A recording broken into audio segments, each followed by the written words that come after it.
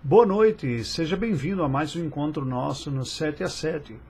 Hoje nós vamos refletir sobre um dos títulos, uma das expressões que a palavra de Deus atribui à igreja como corpo de Cristo. O que isso significa?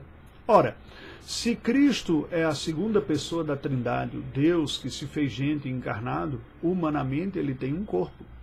Entretanto, depois que Jesus subiu aos céus e concedeu o Espírito Santo, a Bíblia passa a identificar o conjunto dos crentes como sendo o corpo de Cristo. O que isso significa? Vejamos o que Paulo tem a nos dizer em Efésios 2,19, falando sobre o que são os cristãos. Ele diz assim: assim, já não sois estrangeiros e peregrinos, mas concidadãos dos santos e sois da família de Deus. Há uma realidade espiritual, uma definição essencial espiritual dada aos cristãos aqui, através da pena do apóstolo Paulo, que é o quê? Os cristãos, aquelas pessoas que creem em Cristo como Senhor e Salvador da sua vida, não são mais pessoas alheias, distantes, alienadas de Deus, do seu conhecimento e da comunhão.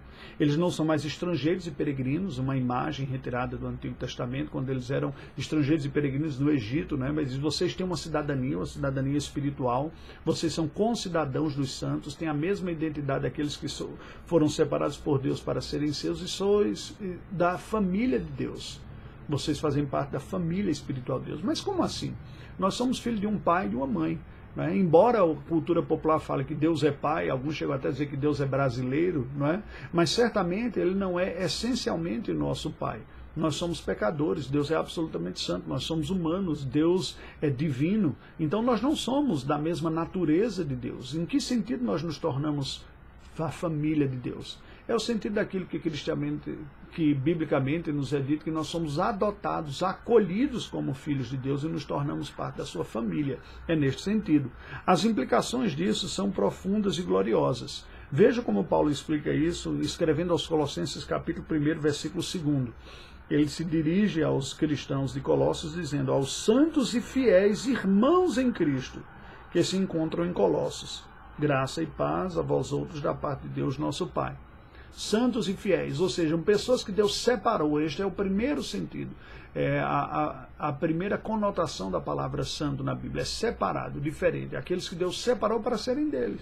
Pessoas que antes eram pecadoras, que estavam vivendo em ignorância, distantes de Deus, em conhecimento inclusive bíblico, desconhecimento bíblico, porque eles eram do mundo pagão, não de um mundo bíblico, em conhecimento bíblico havia. Ele diz: Deus os separou, vocês são santos e fiéis, porque Deus lhes concedeu uma fé que agora vocês possuem, acreditam e por isso são fiéis.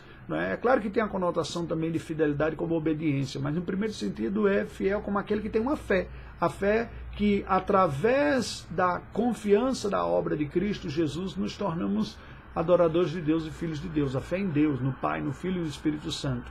Só que Paulo chama essas pessoas de seus irmãos. Irmãos como? Certamente não são filhos do mesmo pai e da mesma mãe, certamente esse termo não é universal, mas é para todas aquelas pessoas que creram em Cristo como Senhor e Salvador de suas vidas. Estas pessoas passaram a gozar daquele status de serem parte da família de Deus e de serem tornados filhos de Deus. No versículo 24, ainda do primeiro capítulo de Colossenses, Paulo diz: agora me regozijo nos meus sofrimentos por vós e preencho o que resta das aflições de Cristo na minha carne, a favor do seu corpo, que é a igreja. E aqui Paulo descreve a igreja como sendo o corpo de Cristo. Certamente não é o corpo físico de Cristo, certamente não é a dimensão encarnada. Ele tem esse seu corpo que foi glorificado e está integrando a sua natureza agora. A natureza que antes era exclusivamente divina incorporou a humanidade, está nos céus. Nós aguardamos o Cristo voltar em corpo, não apenas espiritualmente, por ocasião da sua segunda vinda, ou da volta dele, quando ele receberá a igreja. Mas há uma união espiritual, há um resgate de pecadores, que em teologia nós chamamos de união mística com Cristo, que nós somos incluídos em Cristo Jesus, ao ponto da Bíblia dizer que nós somos o corpo de Cristo. Essa realidade de corpo de Cristo nos é explicada aqui claramente. A palavra do Senhor vai dizer que há uma união tal entre Cristo como comandante da igreja e com a sua presença espiritual nos cristãos que eles são o seu corpo. Biblicamente, o corpo de Cristo não é um mistério sacramental que está nos elementos. Nós vamos ver sobre os elementos mais adiante. Mas o corpo de Cristo é a própria presença sobrenatural de Cristo no meio da igreja, daqueles que são cristãos. Como Paulo vem a dizer em uma outra ocasião, que nós somos o corpo de Cristo e ele tem muitos membros. Nós vemos isso em 1 Coríntios 12, versículo 27. Ora, vós sois corpo de Cristo e individualmente membros deste corpo. Cada cristão, cada pecador que arrependido de seus pecados se rende a Cristo como Senhor e Salvador de sua vida, passa a fazer parte da igreja pela união sobrenatural e mística com Cristo Jesus, como membros do próprio corpo de Cristo Jesus, que é a igreja.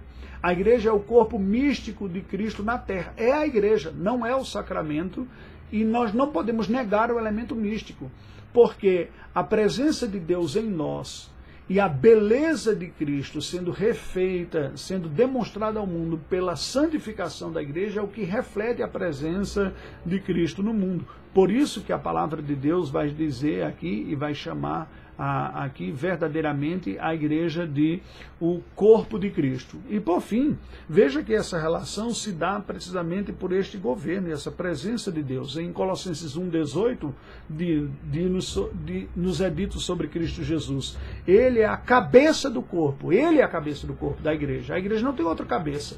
Pastor não é cabeça da igreja, padre não é cabeça da igreja, papa não é cabeça da igreja, um presbítero mais experiente não é cabeça da igreja, o membro fundador não é cabeça da igreja. A igreja só tem uma cabeça, não é uma hidra, não é aquela figura mitológica grega de várias cabeças, tem Cristo, mas ele também tem um outro, não, é uma única cabeça. Cristo é o governante, é a cabeça da igreja, quem comanda, e ele governa a sua igreja pela sua palavra e pelo seu espírito, em atuação conjunta.